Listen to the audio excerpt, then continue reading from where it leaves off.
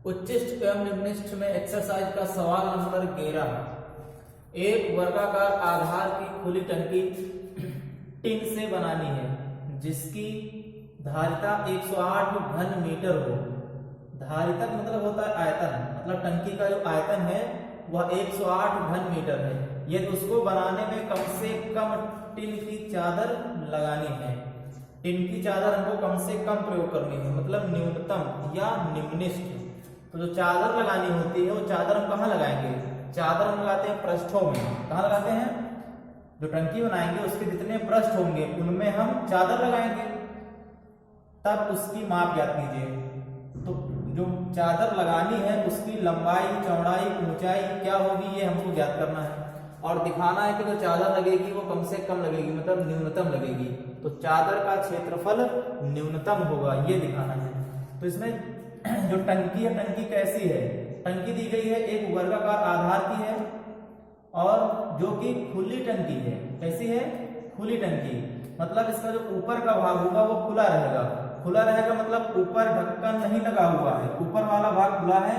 अगर ऊपर वाला भाग खुला है तो इसका मतलब है कि ऊपर चादर नहीं लगेगी। अब इसके जितने पृष्ठ में चादर लगेगी वो कौन से होंगे? एक होगा ये आधार जो कि वर्गाकार है, मतलब वर्ग की प्रत्येक भुजा बराबर होती है। अगर इसको हम यक्ष मान लें एक भुजा, तो इसकी चारों भुजाएं होंगी एक्स, चारों भुजाएं होंगी एक्स। तो एक तो हो गया आधार। उसके बाद इसके जितने पृष्ठ साइड में लगेंगे। जैसे कमरा है तो कमरे की जो साइड की दीवारें होती हैं, ये दीवारें, इसमें कितनी दीवारें बनेंगी? 4 दीवारें। एक दीवार ये हो जाएगी और एक इसके सामने वाली दीवार 2, और एक ये बगल वाली दीवार 3, और एक ये इसके सामने वाली 4 दीवारें हो जाएंगी साइड वाली, और एक हो जाएगा आधार। मतलब 5 पृष्ठ होंगे। इनका जो क्षेत्रफल होगा वो हमको निकालना है, निम्निष्ठ होगा। और दिया गया है इसकी धारिता 108 घन मीटर है। धारिता का मतलब है कि इसका आयतन दिया गया है। तो ये जो आकार दिया गया है, आकार कैसा है? घनाभ के आकार का है। तो घनाभ का आयतन दिया गया है 108 घन मीटर। पहले मान लेते हैं, इसमें माना वर्गाकार आधार की टंकी की लंबाई बराबर मान लेते हैं x, और चौड़ाई भी हो जाएगी x, क्योंकि जो आधार है वो वर्गाकार है। तो लंबाई और चौड़ाई दोनों बराबर होगी। ऊंचाई इसकी चेंज हो जाएगी।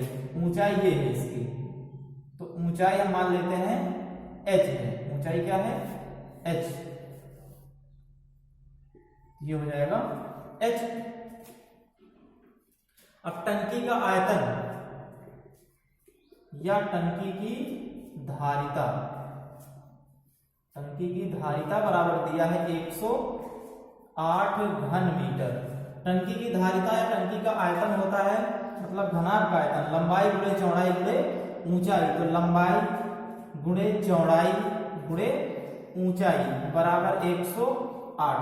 अब यहाँ पर 2 चर संख्याएं हैं, एक यक्ष है एक यच है। तो या तो इसमें हम x का मान निकालेंगे या तो h का मान निकालेंगे।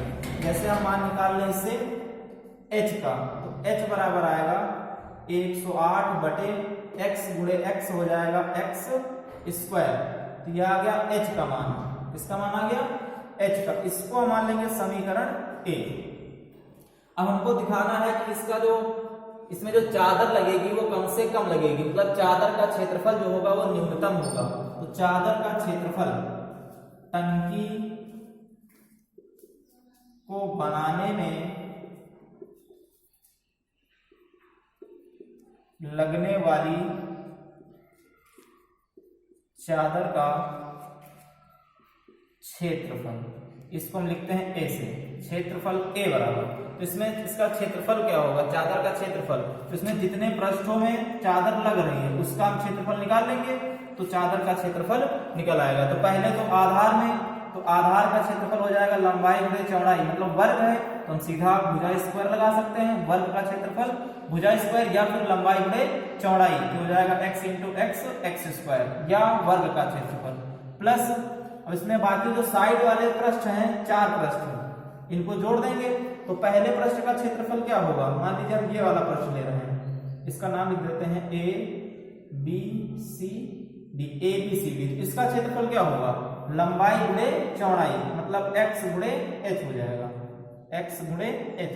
अब इसी प्रकार के 4 पृष्ठ हैं, कितने पृष्ठ हैं, 4 पृष्ठ। तो इसमें हम 4 से गुणा कर देंगे, चारों का निकल आएगा और इसमें ऐड कर दिया, तो ये हो गया x square plus 4 into x h, ये आ गया क्षेत्रफल a बराबर। अब इसमें हमने जो h का मान निकाला था वो h का मान रखेंगे तो यहां से h हट जाएगा। समीकरण a से मान रखने पर तो a बराबर आएगा x square plus 4x into h, h का मान है 108 बटे एक्स स्क्वायर, x से एक x कट जाएगा, a बराबर आएगा x स्क्वायर प्लस 108 गुणे 4, ये हो जाएगा 432 अपॉन एक x बचेगा। अब इसका हम x के सापेक्ष अवकलन करेंगे, dA अपॉन dx निकालेंगे, तो x के सापेक्ष अवकलन करने पर तो ये हो जाएगा dA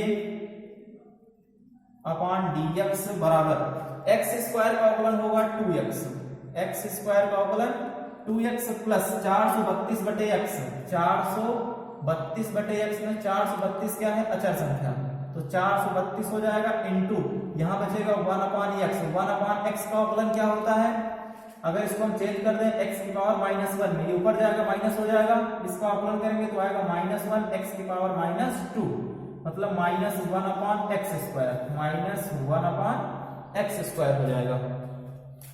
dA अपॉन dx बराबर आ गया 2x प्लस माइनस माइनस हो जाएगा 432 बटे एक्स स्क्वायर, समीकरण 1।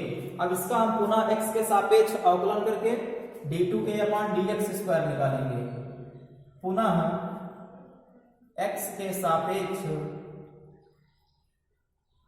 अवकलन करने पर तो ये हो जाएगा d2a अपॉन dx स्क्वायर बराबर 2x, 2x का अवकलन हो जाएगा 2, क्योंकि 2 इंटू एक्स का अवकलन 1 होगा, माइनस 432 अचर संख्या है इंटू यहां बचेगा 1 अपॉन एक्स स्क्वायर, जैसे हमने 1 अपॉन एक्स निकाला था वैसे ही 1 अपॉन एक्स स्क्वायर का निकालेंगे तो ये आएगा माइनस का 2 अपॉन एक्स क्यूब हो जाएगा, मतलब d2a अपॉन dx स्क्वायर बराबर आ गया 2 एकम 2 हो जाएगा, माइनस माइनस प्लस 432 गुणे 2, 2 दूनी 4, 2 तिहाई 6, 2 चौको 8 बटे एक्स क्यूब, ये हो गया समीकरण 2।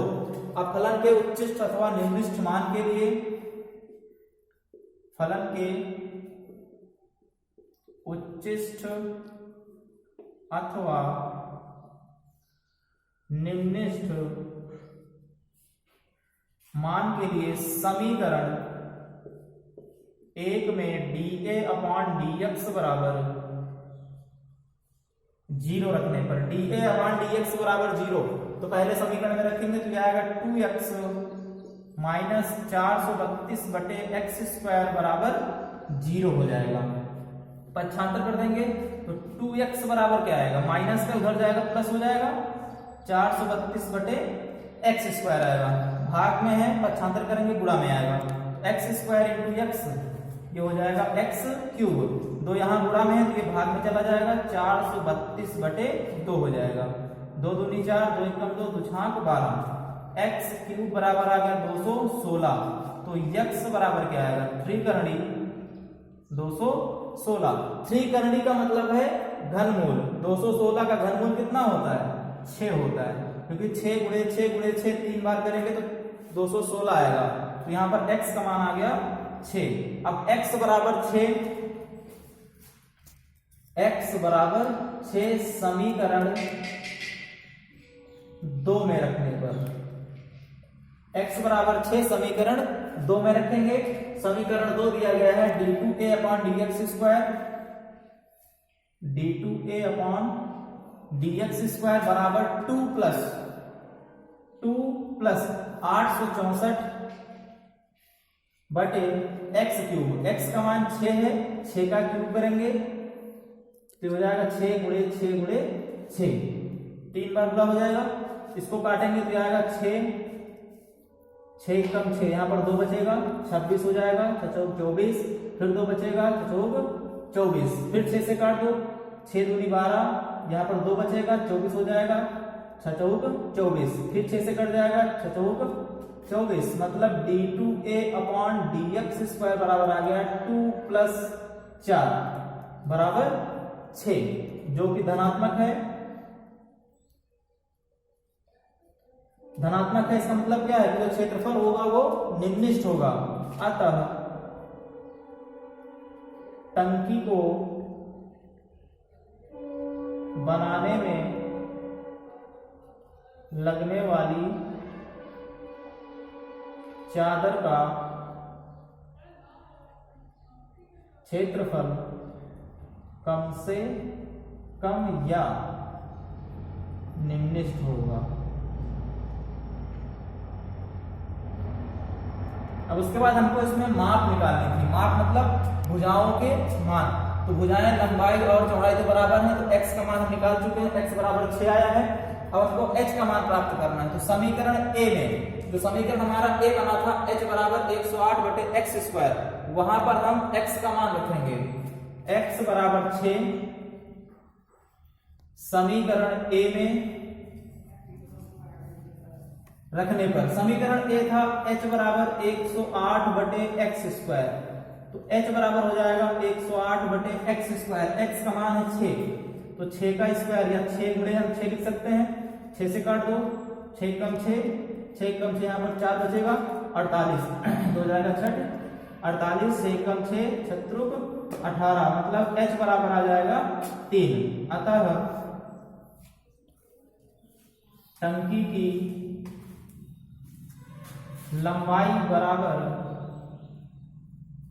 चौड़ाई बराबर x का मान आया है 6 मीटर। टंकी की ऊंचाई बराबर h बराबर आया है 3 मीटर।